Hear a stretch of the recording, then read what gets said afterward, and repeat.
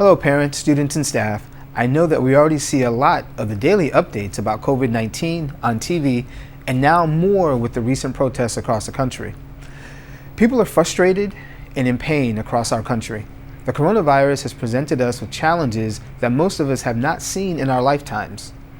But the social inequities that have persisted for more than all of our lives continue to impact each of us in different ways. And depending upon the skin we live in, the effect can be even more inequitable. We are seeing the expression of frustration and hurt in the protests occurring nationally, which are compounded by the unacceptable rioting in the wake of the recent racial incidents. As a nation, we are one community, and although we are miles apart, the impact of these tragic situations is real and is felt in some way in every community in our America. While we all must work to understand the root cause, it is essential to respectfully speak out and challenge inequitable, racist, and violent behavior. That is how we will spark the needed change in our society. Our individual perspectives and collective voices are critical. Although I am saddened and angered by these situations, I am encouraged by the outpouring of positive expression from so many to better our country. These issues are a lot to tackle, but we have used our critical and analytical thinking skills to transform transportation in the past. We went from the horse and carriage taking weeks to airplanes carrying people hundreds of miles per hour. And communication. It used to take days to send messages, and now emails take seconds. We have video meetings with 40 or 50 people that allows us to communicate with people throughout the world and across multiple time zones.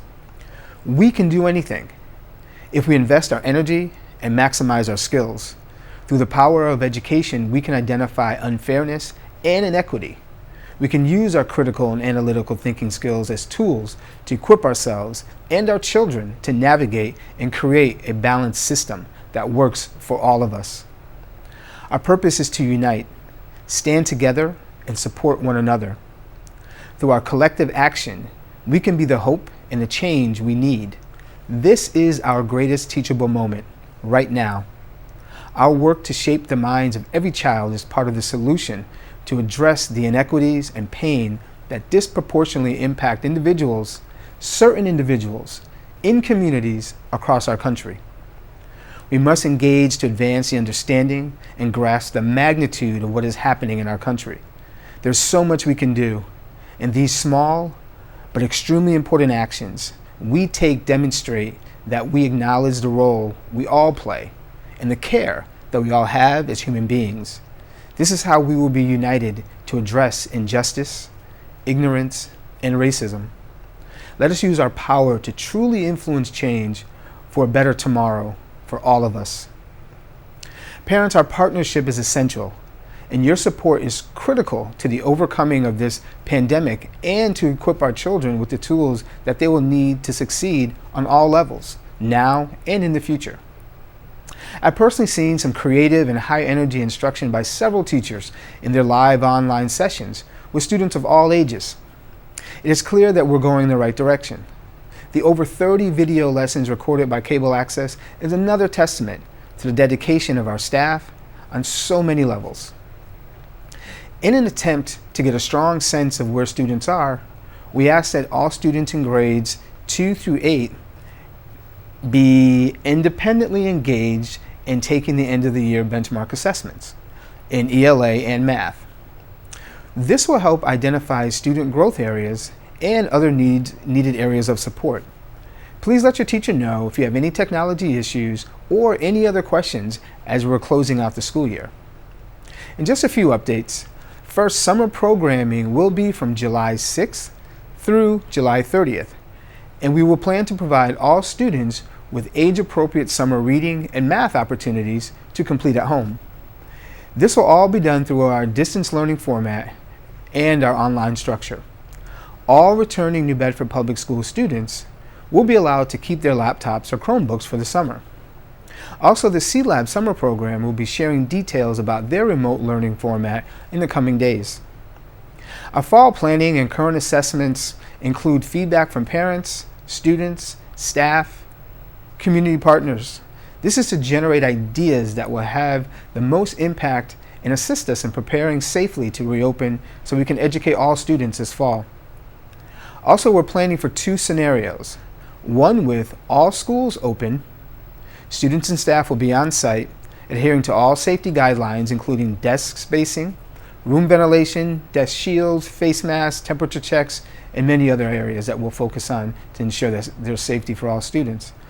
A second scenario would be that if schools do not reopen, we would have an online distance learning format, with all classes operating with synchronous online classes with concrete expectations. I'll keep you updated as we finalize our plans in the coming weeks and into the summer. Again, thank you parents. I appreciate that almost 3,000 of you have completed our remote learning survey so far. But there's still time. It takes less than 10 minutes, and I really need to have your feedback on how the remote learning process is going. If you need any assistance in accessing the survey, or if you need help getting internet services, again, please call our helpline at 508-997-4515. And just a few more highlights before we go. On Friday, June 12th at 6 p.m., there will be a virtual New Bedford High School Drama Club production of 10 Ways to Survive in Quarantine. Please email nbhsperformingarts@gmail.com to receive the Zoom access information. Also, the final Art and Music Challenge week begins June 1st. The last art challenge is a contest, and one student from each elementary school will have their art selected and featured in a calendar. So let's see what you got. In math, congratulations to Aiden DeGrace from Roosevelt Middle School for winning the 8th grade competition. Next week's competition will feature 5th grader Johan from Jacobs Elementary against 6th grader Shafeen from Roosevelt Middle School. Best of luck to you both. Congratulations to our Senior Athletic Award winners who will be announced in the coming days. Updates on fall sports will be shared as soon as we get the information from the Massachusetts Interscholastic Athletic Association, the MIAA. Our healthcare providers continue to do an amazing job, and I cannot say enough about our teachers for keeping the learning going. Our nurses are volunteering their services, our cafe staff for distributing over 155,000 meals at this point, and several other staff who continue to make connections with families and their students during this time. Please continue visiting our schools' websites, the district website, newbedfordschools.org, our Facebook page, and keep following us on Instagram and Twitter to stay updated.